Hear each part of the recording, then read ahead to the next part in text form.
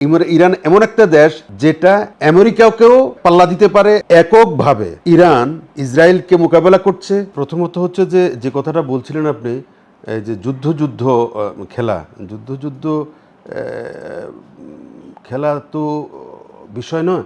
বিষয়টা হচ্ছে যে ইরান এবং ইসরায়েলের সাথে যে যুদ্ধটা এখন চলমান আছে, যুদ্ধ বলেন, কনফ্লিক্ট বলেন, প্রতিরোধ বলেন, প্রতিশোধ বলেন, যাই বলেন না কেন, এটা আমি বলবো মুসলিম বিশ্বের জন্য এটা প্রয়োজন ছিল, এটা অনিবার্য ছিল।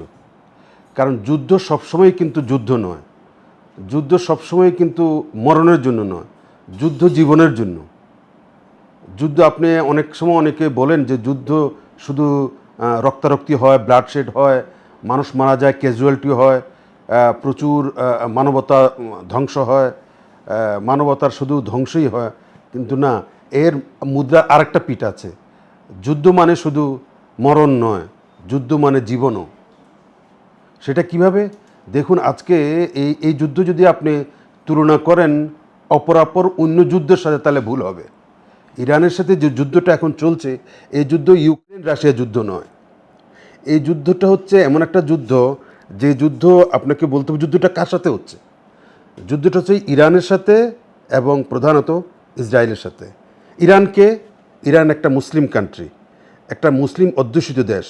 এখানে এখানে প্রিডমিনেন্টলি এখানকার, আপনি আমাকে শুনেন, এখানকার জনগোষ্ঠী অধিকাংশই মুসলিম অধ্যুষিত, শিয়া এবং সুন্নি অধ্যুষিত অঞ্চল।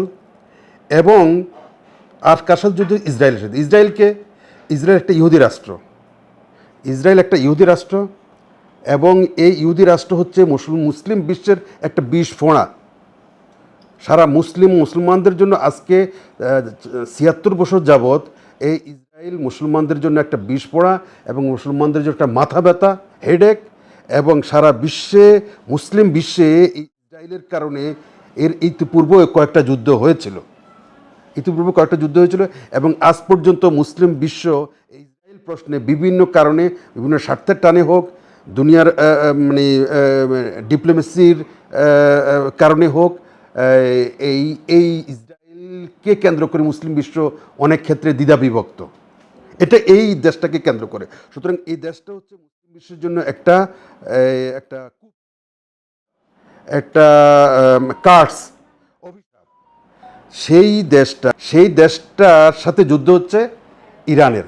তাহলে ইরান একটা মুসলিম দেশ, মুসলিম অধ্যুষিত অঞ্চল এবং মধ্যপ্রাচ্যের দেশ, যার আশপাশে মুসলিম দেশ, যার আশপাশে জর্ডান আছে, মিশর, সিরিয়া আছে, তারপরে আপনার ইরাক আছে, তারপরে এই সোজা কথা ভূমধ্যসাগরীয় অঞ্চল, এই অঞ্চলে মুসলমানদের বসবাস।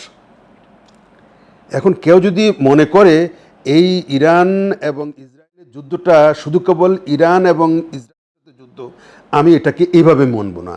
আমি মনে করি এই যুদ্ধটা, এর আগেও আমি বলেছি, এই যুদ্ধটা মুসলিম বিশ্বের সাথে অমুসলিম বিশ্বের একটা যুদ্ধ। আপনি ইসরায়েলকে কে ব্যাক করতেছে? ইসরায়েলকে ব্যাক করতেছে আমেরিকা যুক্তরাষ্ট্র, ইসরায়েলকে ব্যাক করতেছে মানে যুক্তরাজ্য, গ্রেট ব্রিটেন, এবং তাকে ব্যাক করতেছে পশ্চিমা বিশ্ব, ইউরোপ। ঠিক আছে, তারা ব্যাক করতেছে। এটা এই নয় যে ইসরায়েলকে, এখানে একটা ছোট্ট দেশ, ইসরায়েলকে আমরা সাপোর্ট করব, বা ইসরায়েলকে মানে মানে তাদের একটা মানবতার স্বার্থে তারা এটা বলতে পারে না। ব্যাপারটা তা নয়, ব্যাপারটা কিন্তু তা নয়। ব্যাপারটা হচ্ছে ইসরায়েলকে সাপোর্ট করার অর্থ হচ্ছে মুসলিম বিশ্বকে দমিয়ে রাখা। ইসরায়েলকে সাপোর্ট করার অর্থ হচ্ছে মুসলিম বিশ্বের তেল সম্পদকে কন্টেইন করা। মুসলিম বিশ্বকে দমিয়ে রাখার, ইসরায়েলকে সাপোর্ট করার অর্থ হচ্ছে মুসলিম বিশ্ব, কুয়েত, কাতার, ওমান, বাহরাইন সহ মুসলিম বিশ্বে যে শনয় উন্নতি করার একটা সুযোগ আছে, এখনও মুসলমানদের মধ্যে যে সম্পদ আছে, যে তেল সম্পদ আছে, যে মানে ভূগর্ভস্থ যে সম্পদ আছে, অনেক দেশে তা নাই। তো এটার প্রতি সুদৃষ্টি তো ইউরোপ, আমেরিকা সহ অন্যান্য দেশের আছেই। তো মুসলিম বিশ্বের তেল সমৃদ্ধ অঞ্চলকে ঘায়েল করা, এটাকে বিপর্যস্ত করা, এটাকে ক্ষতিগ্রস্ত করা তো তাদের টার্গেট। সেটা সেটা কার মাধ্যমে করবে? এই ইসরায়েলের মাধ্যমে সেটার তারা সেটার মানে প্রতিফলন ঘটাচ্ছে।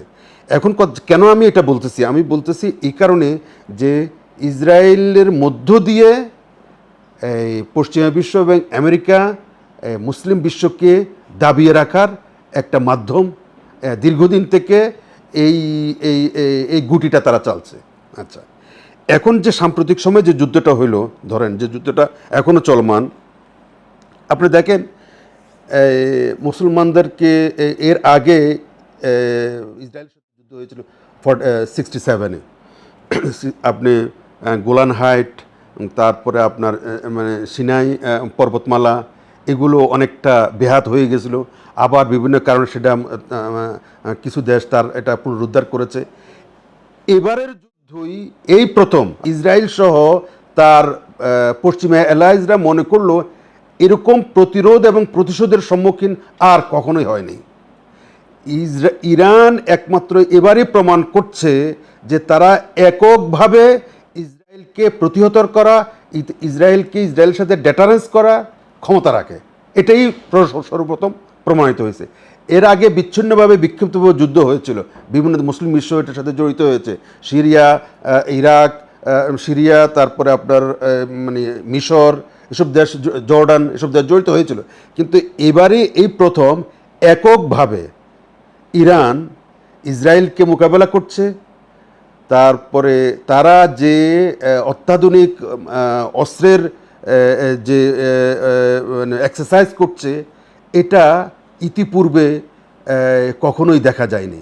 এক, সেকেন্ড থিং হচ্ছে এবারই প্রমাণিত হইল যে ইরান মুসলিম বিশ্বের মধ্যে ইরান এমন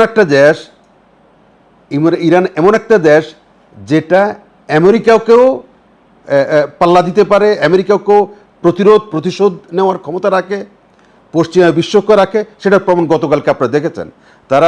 তারা গত রাত্রে তারা কাতারের আমেরিকান বেস আক্রমণ করেছে এবং সফলভাবে আক্রমণ করেছে।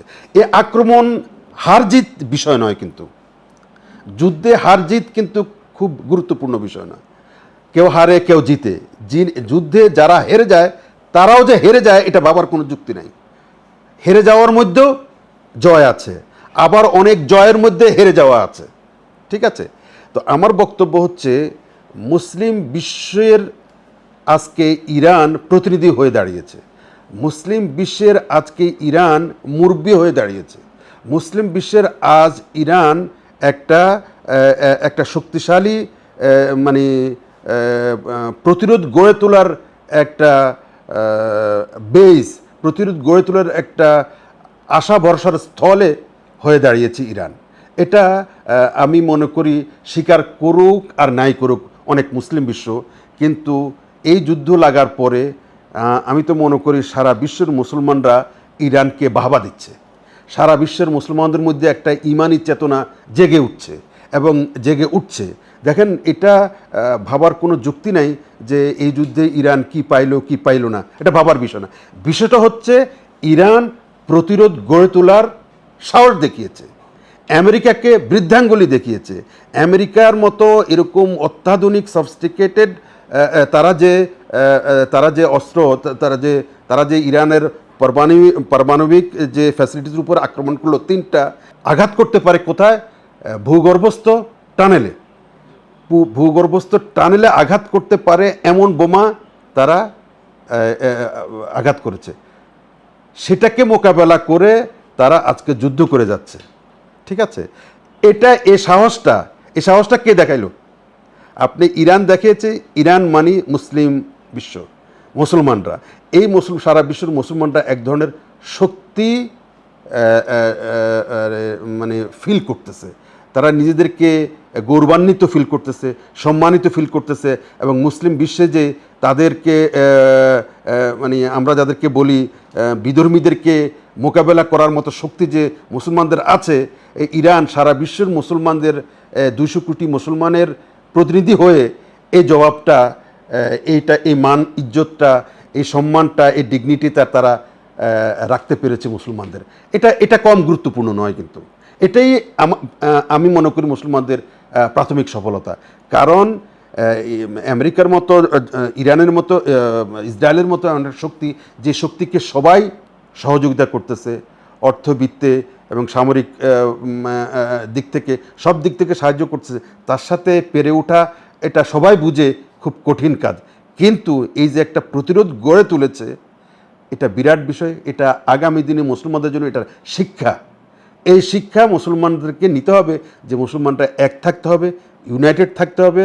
এবং ইরান এখানে শিয়া সুন্নি বিষয় নয়, এখানে অন্য অন্য পেটি যে স্বার্থগুলো আছে, ক্ষুদ্র স্বার্থ আছে, এই ক্ষুদ্র স্বার্থকে জলাঞ্জলি দিয়ে এই ইরানের পক্ষে ডাইরেক্টলি ইনডাইরেক্টলি ইরানের পক্ষে থাকা উচিত।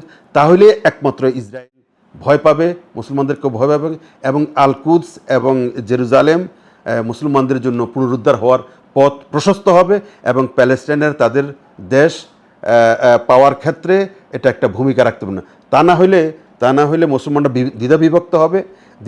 যত মুসলমানরা দ্বিধা বিভক্ত হবে, তত প্যালেস্টাইনিদের অধিকার, আত্মনিয়ন্ত্রণ অধিকার এটা বাধাগ্রস্ত হবে, এবং সেটা স্বপ্নেই থেকে যাবে।